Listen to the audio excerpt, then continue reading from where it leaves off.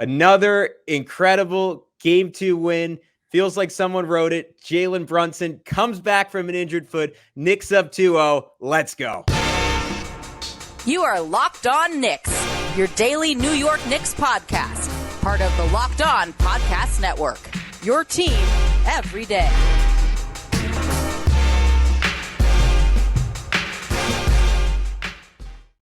The Knicks cannot be killed, and neither can we.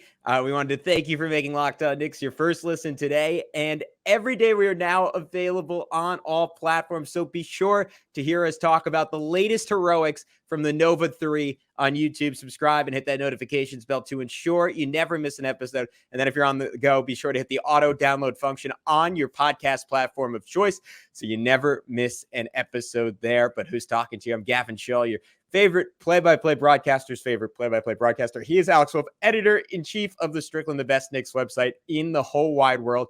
A lot of good stuff to write about these days. You can check them out on all forms of social media at thestrick.land. And we wanted to remind you that today's show is brought to you by Monopoly Go. Game off. We got to talk more about Monopoly Go. The fast-paced game lets you team up with friends for tournaments to unlock awesome prizes like unique stickers for trading, cool playing pieces, and hilarious emojis for taunting your friends. So download Monopoly Go, now free on Google Play or the App Store. Game on. The New York Knicks 130 to 121. Victors over the Indiana Pacers. A lot to overcome in this one. Came out before the game, as we talked about last night, or at least you did. Alex Mitchell Robinson out for the season. Jalen Brunson appeared to have suffered a penile injury. It turned out to be lower in his body. A sore right foot is what it was deemed. Sat out the entirety of the second quarter. Was questionable comeback. Of course, he fights through it. Of course, he has basically 20 points over 20 points in the second half, 24 points in the second half. Sorry for underselling you, Jalen. OG Anunoby, after an heroic first half,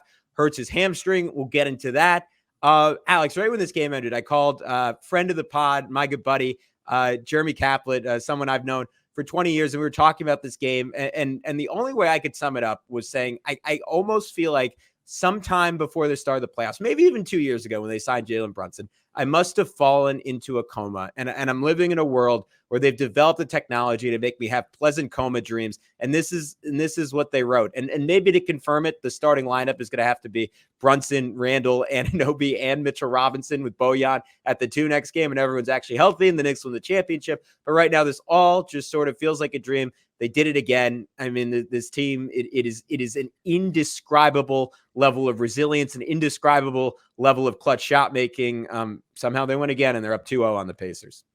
Yeah, I mean, in a year of just fake, well, I don't want to call it fake, but like false, whatever, like Jalen Brunson injury scares. We just needed another one.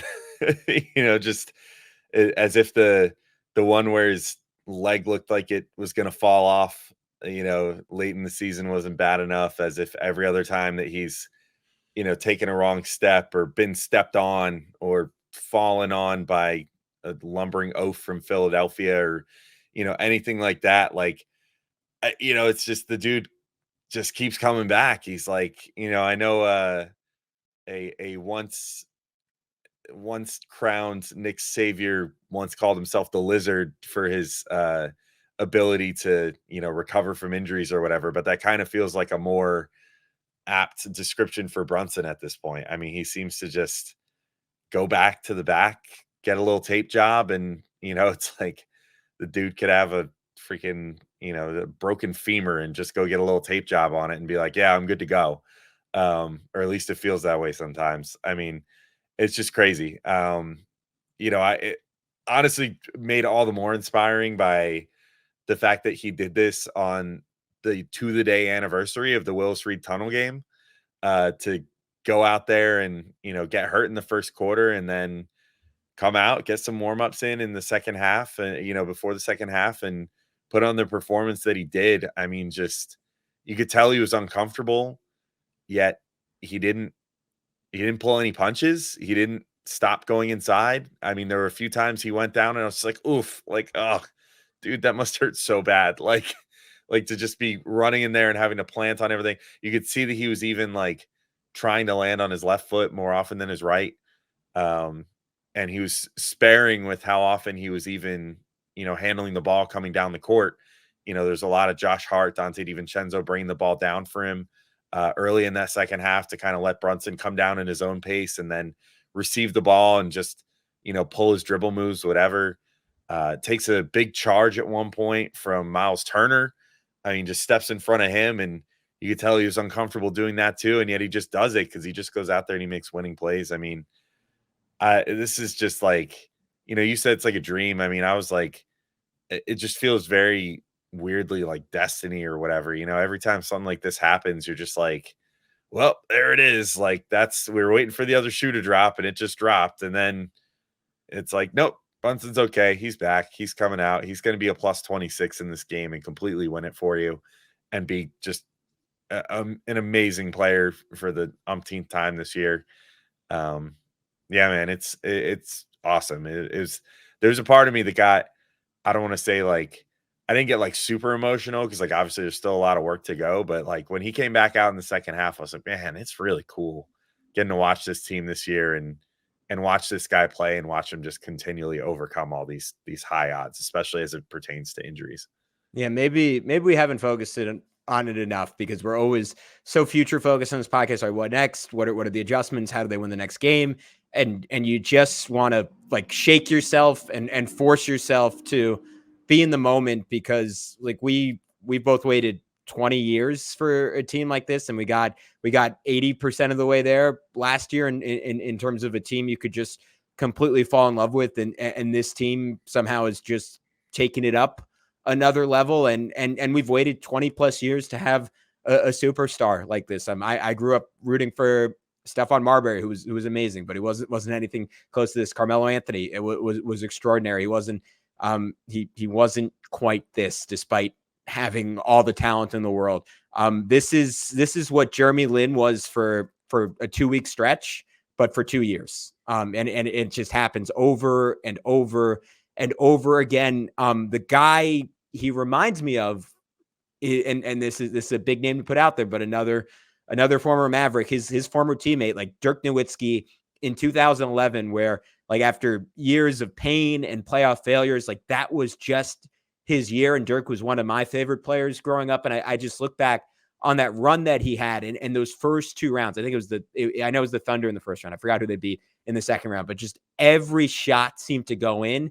And that's what this Pacers series feels like more so than the Sixers series, where even when Brunson was putting up historic numbers, it was such an enormous grind to do so. And against Indiana, even with the injury, and look, there were tough buckets, there were tough moments. We'll get into them, I'm sure. But it feels so much easier just because they don't have that size to put on him. And Andrew Nembhard is a really good defender. He's a physical defender. Brunson just shoots over him. DJ Zulu, I thought, on the Knicks Film School podcast, did a really nice job breaking this down because of Brunson's release. This was a quote from him: "Shoots like it's almost like he's 6'4", and like and when you really watch it, it's the same thing. Like he is just getting shot after shot. Like I mean, the one to make it with the shot clock buzzer beater expiring, 121 to 113, the classic like half pivot, turnaround, elbow, fade back. Like he just doesn't even see the defender on those shots. And like over and over again in the second half. I mean, they finished this game minus 17 without him in 16 minutes. So that was pretty much just the second quarter. And it took the other Knicks in some ways playing like heroically well to hold that to minus 17. And then he comes out in the third, 21-4 run, clearly laboring, felt like he was moving at like 70% speed. And you see him come in and it's just like down the stretch of the third quarter into the fourth, like a flip over TJ McConnell, a 3 that hit the rim, then the backboard, then falls in, off ball cut for a layup. My favorite play of the entire game was when TJ McConnell was just trying to erase him by pressure when Brunson just shoulder and one. That was incredible. And then like the 3 in Nembhard's face to make it 110-115, like over and over again, another jumper to make it 126-118, Alex. Like it's hard to overestimate the shot making.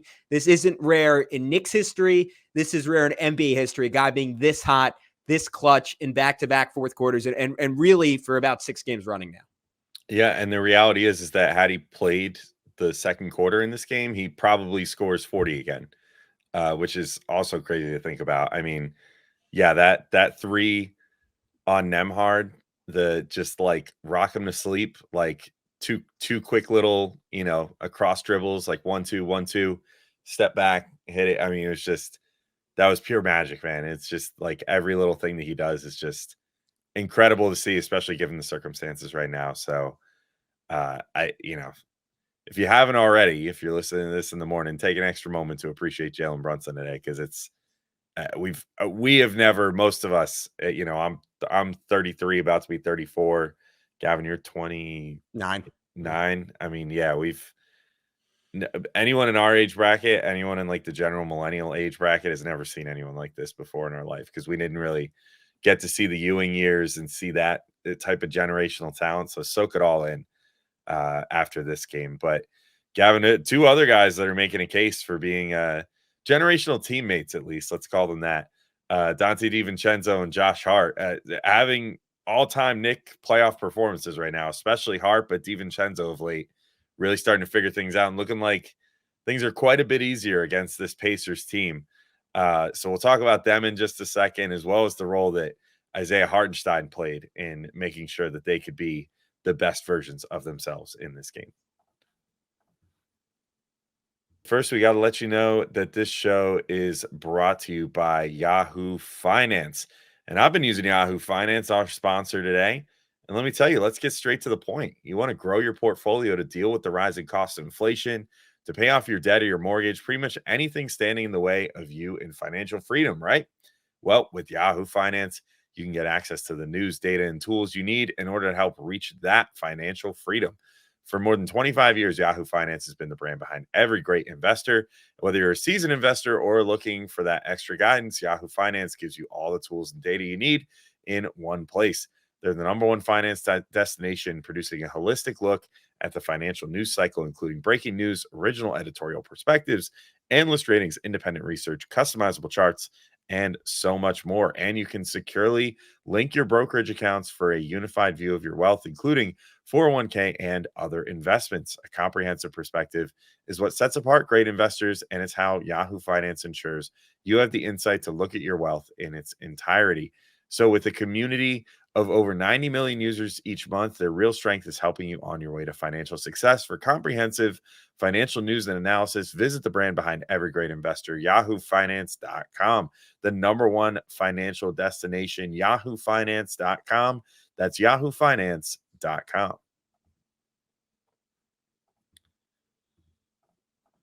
All right, Gavin, we're back in to keep talking through this game, and you can't talk about it anymore, just talking about Jalen Brunson, without also bringing up Josh Hart and Donte DiVincenzo. The Nova 3 comes up again. Maybe we start calling them the Nova Corps if we want to be nerds, like in the Marvel movies, but and the comics. But either way, Josh Hart, 19 points, 15 boards, 7 assists, a steal, a block, and once again plays 48 minutes, 2 straight games in a row.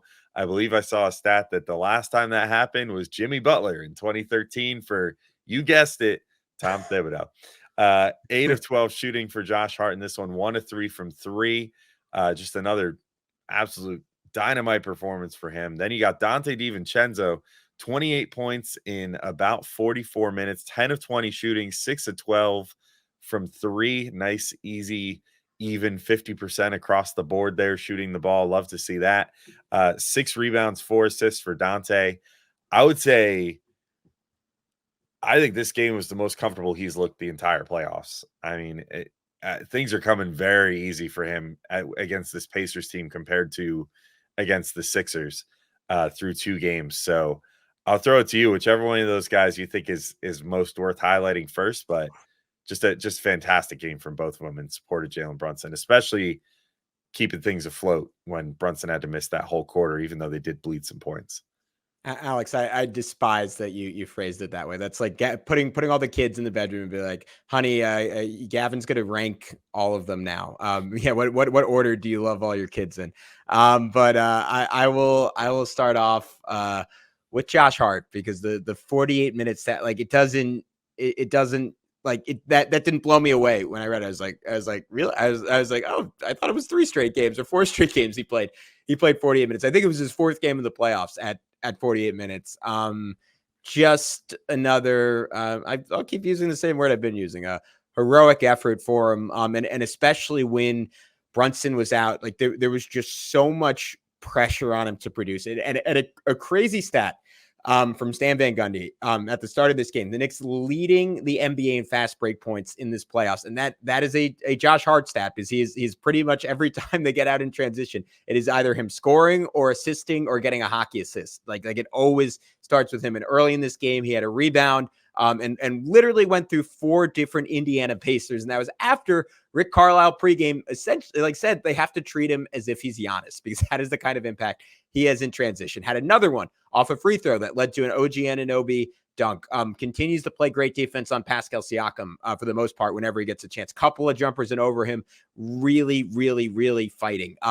Great off cut on Isaiah Hartenstein, like to pick up a pass that was errant and still figure out a way to put it in. A couple of great passes during that 21-4 run, including to Devo on a cut. And there was a point in my notes when it was like midway through the fourth quarter, and it was 102-101, and a possession died because he passed up a 3. And it was pretty clear all night he just does not have the legs at this point to shoot threes. And I wrote down, like, all right, he just has to keep shooting them. And literally the next possession, he drains it. 105-101 at that point. And maybe my favorite non-Brunson play of this game, faked the handoff to Jalen Brunson, kept Tyrese Halliburton on him, bullied him towards the rim. Miles Turner comes over to help, does a 180 and flips it back to Isaiah Hartenstein for a dunk to make it 112-108. It was just another game that you just take for granted. Another 15 rebounds for a 6'4" guy. Hyper efficient, 8 for 12 from the field, 19 points. We mentioned the 7 assists. I don't even care about the 5 turnovers. Extraordinary effort from Josh Hart, but Donte DiVincenzo was at least as good, Alex, in this one. Yeah. What'd you think of his night? Yeah, I mean, I think that I alluded to it a second ago, but actually, first, before we close the book on Josh Hart, sure, just have to shout him out for one of the best hot mic moments, yes, in live sports history. Yeah. Coming up, there was a Knicks fan saved this one right for the end. Reggie Miller was on the call for this game. They made a big deal of it. They were making a big deal out of it all the way back on Monday. Being like, oh, Reggie Miller's going to be here. And, Stan Van Gundy being like, oh, I want like an umbrella behind me in case they start throwing food at him or something.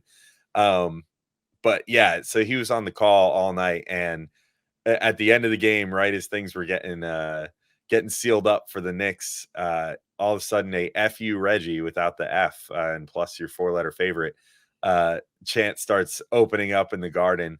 And Josh Hart comes over, and Reggie definitely thought he was going to I don't know if Josh thought that they knew that they were still like on air, or he must have. I mean, there's no way that he didn't know that was a hot mic. Comes over and just goes to Reggie Miller, and there's like a great footage of Reggie with his one ear cup off, like, oh, he's got something cool to say to me. And he's like, what was that? And then you just hear Josh go like, you hear what they're saying, right? They're saying F you. And then he just turns around. But not F. He says the real thing right on TV. Yeah. Fantastic. And they immediately had to be like, whoa, on TV. Be like, no, you didn't hear that. Anyway, let's keep talking about the game. It was just very funny. But yeah, Donte DiVincenzo totally crushing it. 28 points in this game. I think the main thing that I'm seeing here, Gavin, in this series so far, and this is a credit to Isaiah Hartenstein, also credit just the game plan.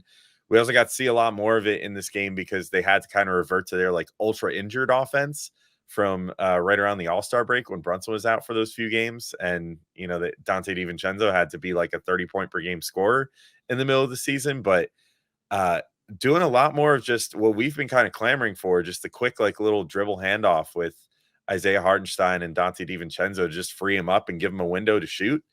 And then he was shooting them and making them. And, of course, he's making the spot up opportunities as well that are getting kicked out to him. But I think those little opportunities to let him, just kind of take like one dribble, pull up on his own, and just go for a 3 that way. He really loves those, especially like right at the top of the 3-point line.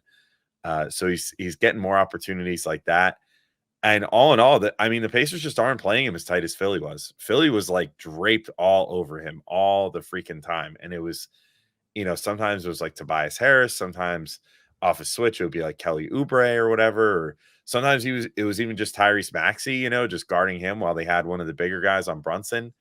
and he couldn't get an inch to breathe in that whole Philly series. And in this one, he's getting, sometimes he has to take a step or two behind the 3-point line to, avoid the closeout or someone trying to get over a screen or whatever. But it's not affecting him too much, because he's hitting a lot more in these first 2 games. And I think it'll be interesting to see how he does in Indy too, but I don't really see it stopping anytime soon. Also got another really key 3-point make in this one too. So just a really overall great game for him again. But we can maybe share some final notes on DiVincenzo in a second. I definitely want to highlight Isaiah Hartenstein, who almost got a triple-double in this game as well.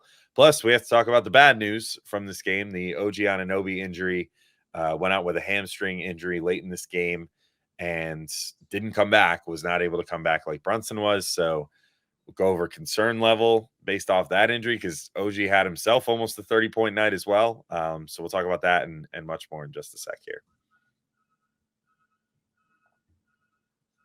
But first, we wanted to remind you, all right, game off. We got to pause here to talk more about Monopoly Go. I know what you're saying. Technical foul. You already talked about that. But there is just so much good stuff in this game. In Monopoly Go, you can team up with friends for time tournaments where you work together to build up each other's boards. The more you win together, the more awesome prizes you unlock, and there's so much more to get. Unique stickers you can trade with friends to complete albums for big prizes.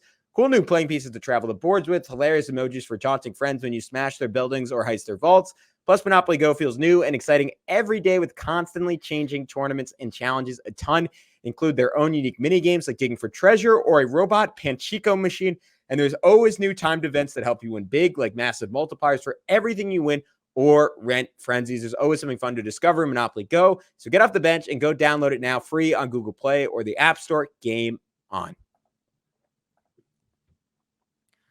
Alex, I think you absolutely nailed it talking about Donte DiVincenzo's comfort level. Like this feels just much closer to that 7-game stretch where he was absolutely dominant. Honestly, it feels just much closer to the regular season as a whole. Maybe that one like down stretch he had towards the end of the year where he just seemed totally burnt out. But I think the 5 days off leading into this series did him a lot of good. And like he is just playing with force on both ends of the floor defensively, even though obviously Tyrese Halliburton was infinitely better than he was in game 1, going from what did he have in game 1, like 6 points to a 34, 9, 6, and 3 performance. And yet that stat line from Halliburton is not really representative of the impact he had on this game, which was incredible in the first half and almost non-existent for the most important moments of the second half. He only took 2 shots up until the 4.5-minute mark in the fourth quarter. And that is in part, again, a credit to DiVincenzo, who's done a really nice job bothering him. At one point had a great deflection where he just pressured him. Halliburton tried to throw it out, and Devo was just able to get a hand in there, knock it away. I was impressed with the rim pressure in this game from Donte that they really needed, missing Brunson for a quarter. Like his first really nice play of the game was a drive and like a backhanded like dump around Siakam to Precious for a jam, like late second quarter, early third. 2 different huge threes, like give and go, dribble handoff from Hartenstein that made it 67-61 to get the Knicks back in it near the end of the second quarter, then hit a 30-footer right at the beginning of the second half, had 8 straight points in the second half, capped by a great dunk off of what was like kind of a V cut off of Hartenstein that got him wide open for a jam. Had like one of my favorite passes any Knick has had this postseason, where he just drilled it between 2 defenders to Hartenstein. And Hart was able to cut off it, have a layup. At that point, it was a 16-4 run that tied it at 74 all. And then late, with the Knicks getting beat up for the most part in terms of the battle on the glass in this game. But in the fourth quarter, down the stretch, it was Precious with an incredible rebound. It was Hartenstein right after Devo took a dump 3 with an incredible rebound. And before that, Donte had one of his own. And then a double pump pass to Precious for a jam. You referenced the big 3. That was the one that made it 124-115. Should have been the dagger. Devo almost ruined that by taking just a really dumb 3, even though it was wide open. Up 6, 58 seconds left. I know he was wide open. You just have to waste 24 seconds or let them foul you there. If it goes in, great. Game's pretty much over, but I didn't love that. Didn't matter because Hartenstein got the rebound anyways. Just another near flawless night from him. Yeah, and another guy who had a near flawless night Isaiah Hartenstein, who I feel like we got to give a shout out to, just for honestly, I don't think that any of the Nova 3 guys have as good of a night as they do if he doesn't have the night that he had, because he ends with a positively Jokic light-esque stat line here: 14 points, 12 boards, 8 assists, shoots 5 of 7 from the field in 39 minutes in this game, and took care of business at the line too. I got to give him props. 4-4. That's been kind of a little bit of an issue for him at times this year, but just the stuff that he's able to do passing the ball right now is crazy. I mean, he was passing it from everywhere, but what really stood out to me was he was so key to what the Knicks did late in this game, where Indy just was like, we're going to sell out as hard as humanly possible on trying to get the ball out of Brunson's hands. Like, we're going to crowd him right at the half court line. And, the second he's trying to get it over, we're going to be like, well, you got to surrender it right here, bud. Like, you're not getting over this half court line without, giving the ball to someone else. And so many times he just would look and, find Isaiah Hartenstein up around the 3-point line or, just inside of it. And then Hartenstein just did such a good job of just making the right read of like, oh, is someone going to spring loose to come cut here? Is DiVincenzo going to float to the corner? There was one point where Brunson himself like gave it up to Hartenstein up top and then just kind of floated around himself. And Hartenstein hit him with a great pass to lead him right to the cup and, go for a bucket there. I mean, it was just a masterful, passing performance from him. And even right down to doing both things that he's really good at, which is grabbing an offensive rebound and then taking a quick assessment of the floor around him and finding the perfect person to pass the ball out to and get an assist that way. Just a phenomenal performance for him that I don't think anyone on the Knicks has the day that they have if he didn't have, because he was just so key to keeping things moving, keeping the defense honest with like his floater and all the things he's good with. Plus, some nice dunks that he managed to hit as well, where he just kind of managed to get inside and, get behind all the defense that was paying attention to his teammates. Just a phenomenal game for him. And in another game, where basically the entire narrative was what the starters did in this game. Yeah. And one of them, of course, was OG Anunoby, who, on like without the injury, he might have been the guy we led the podcast with 5 minutes to go in the second quarter. He had 22 points, finished with 28 in 28 minutes, 4 rebounds, 3 assists, 1 block, 10 and 19 from the field, 4 for 7 from 3, 4 or 6 from the line. I mentioned Hart, I mentioned DiVincenzo, but it was Anunoby who stopped this from being a 20-plus point Pacers lead at half that I am just not 100% sure the Knicks would have been able to overcome. You really hope that he's okay, because the Knicks are now 26-5 with him. That is a 69-win pace. So they essentially a nice pace if there ever was one. They play like one of the best teams in NBA history when OG Anunoby's on the floor. And you could question that sample size of 31 games. You could also phrase that as like the last 8 of those games now have been in the playoffs. Like that. It's not normal. He is such a bellwether for them. And I just love the way he came out tonight, Alex. In the first 6 minutes of this game, he had 7 shots at the rim. And it wasn't like the Philly series where he was getting smaller guys on him, right? Like the first bucket was like beating Siakam off the dribble to get to the line. The next time was sneaking by Siakam and then finishing through a lot of contact from Miles Turner. Isaiah Hartenstein, hitting him on a cut to the rim. A monster 3 right after Brunson went out. And then he was a playmaker. This is part of his game that we really haven't gotten to see a lot, but hit Hartenstein on a little hook pass for a dunk off a dribble handoff and roll. Another 3 to keep the Knicks in it, like over and over and over again. You had these situations where he would get the ball against a scrambling defender, and I was just so impressed with how patient he was. Like he would hesitate, and then he would just put the defender in jail, keep them on his back, burst to the rim. Like it has, in my mind, it's probably Johnny Bryant, because we saw Quickly master that. We've seen Brunson master that. And now Anunoby all of a sudden like has that in his bag too. The defense in the second half was really impressive. Like he forced Miles Turner to miss going straight up and down. He swatted Naismith into next year with a great block. Ultimately, again, came up. If you didn't watch the game, looked like he might have pulled his hamstring running in transition. I want to kill Tom Thibodeau for not calling a timeout there. I was screaming at my TV, but for some reason he was like, all right, let's play 4-on-5 and see how it goes. And the Knicks missed a shot, got a foul. I ended up giving up 2 points to Indiana playing 4-on-5. That was stupid. But the biggest thing is just that he's okay. The Knicks deemed it a sore left hamstring.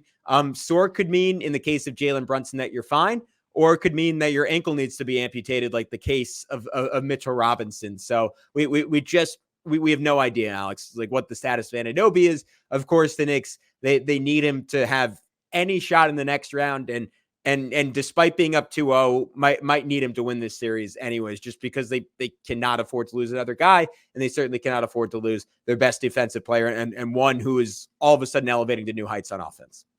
Yeah, and I think the biggest place where they would miss him is defending Siakam. It's just that's not the matchup you can afford to put anyone lesser than OG Anunoby on with the way that Siakam's been playing so far in the playoffs.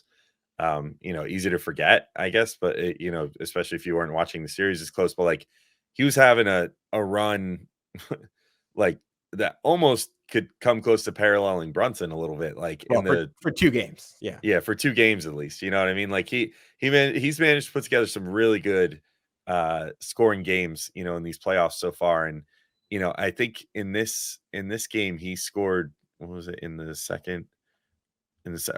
fourth quarter, had 4 points, but like some of them came at key moments, after Anunoby had already gone down. I just, I think that you mentioned that Hart's doing a pretty good job on him, but it's just not quite the same as OG Anunoby.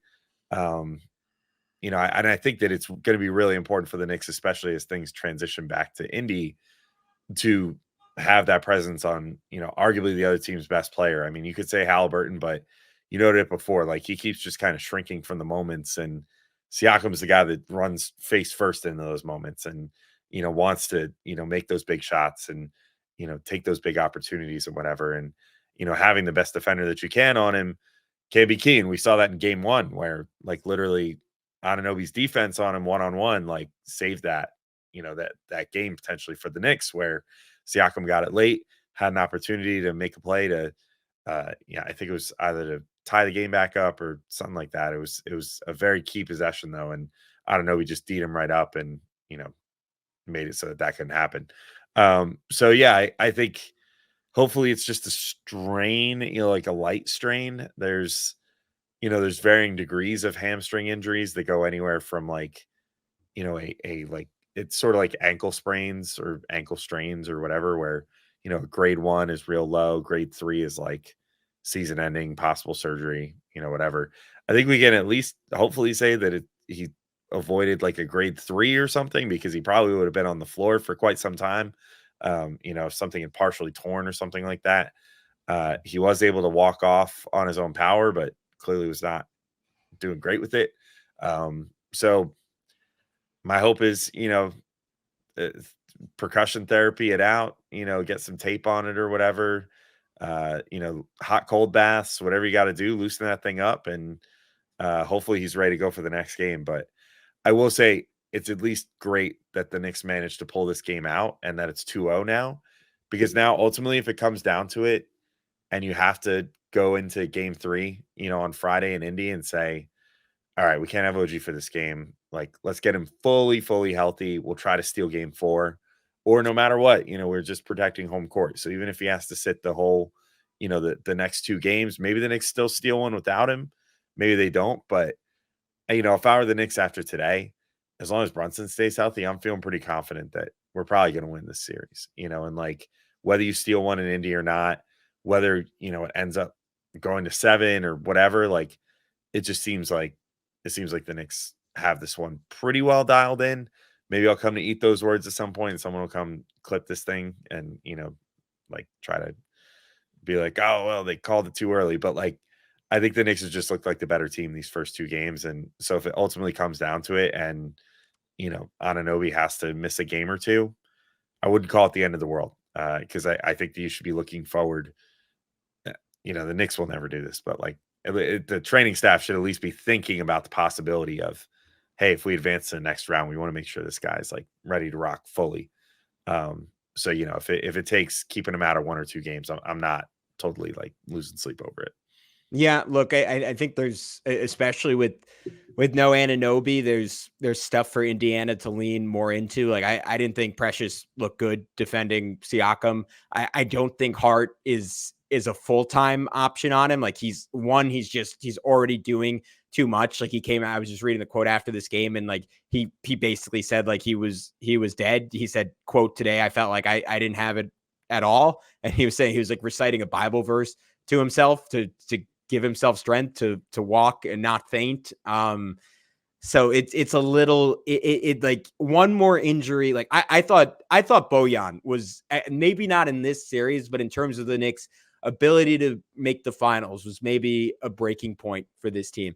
And then you add Mitch, and then you add OG. There is a point of no return, and Anunoby being out, it just feels like a little bit too much to ask, unless Alec Burks, who played a minute in this game, comes out and is extraordinary, like just gives you a fluky 20-point game. And to your point, up 2-0, like you open yourself up to a world where you're like, let's mess around and throw Alec Burks out there for 20 minutes and see if he can get hot. Because all of a sudden you're Goliath or you're David, but you're David with some wins banked already. So you're like, yeah, I'm gonna shoot a slingshot to the eye. Maybe it'll hit the Giant in the eye and the Giant will fall. And it feels weird to describe Indiana that way, but they only are relative to a version of the Knicks that doesn't have Anunoby, because that just feels like one too many and a little bit too much to ask. Jalen Brunson, I probably should have mentioned earlier, he came out after this game. Fantastic news if it proves to be true, but he said he was fine. He said he's all good in regards to the injury. So hopefully that is the case. Hopefully immediately after the game, he made it sound like it was kind of ambiguous if he was going to be ready for game 3, though I'm not sure if he was interpreting the question that way. They were just kind of asking him if he'd be ready for Indiana, and he was like, I'll try to be. But that might have just been that he was wiped. We'll know for sure, or as close as for sure as we can with the Sixth medical staff and Tom Thibodeau, if that is actually the case. Deuce McBride, like this is another issue. Like he would be the next guy up logically. Like he was disastrously bad in this game.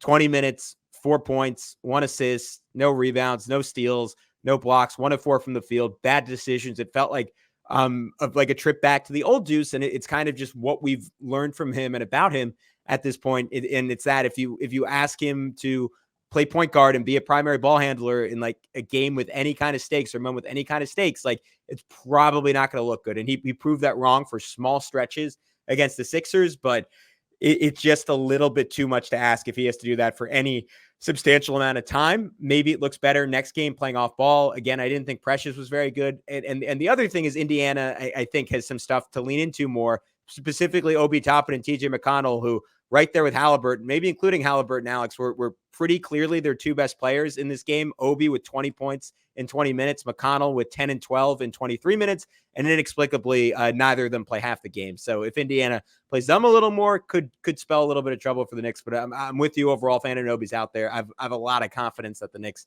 can end this series pretty quickly.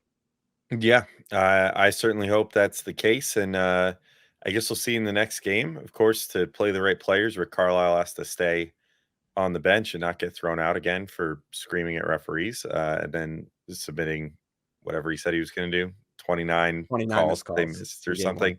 Whatever.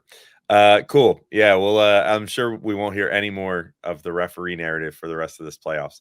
But just in case we do, we'll be back for more episodes with you guys. Hopefully, fingers crossed, a good injury update coming up before game 3 as the series moves to Indy on Friday. So we'll have you covered for that, have you covered for a game recap, plus, whatever else comes. So talk to you next time. Peace out, everybody. Talk to you soon.